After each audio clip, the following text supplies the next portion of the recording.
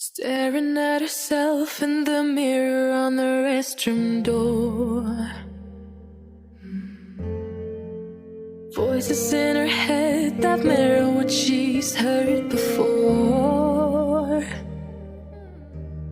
All the things they said to hold her back, they never seem to leave her head and tend to keep her mind at war.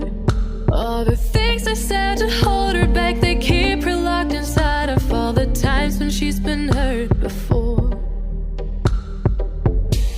Her eyes are swollen as she tries to hold her tears back.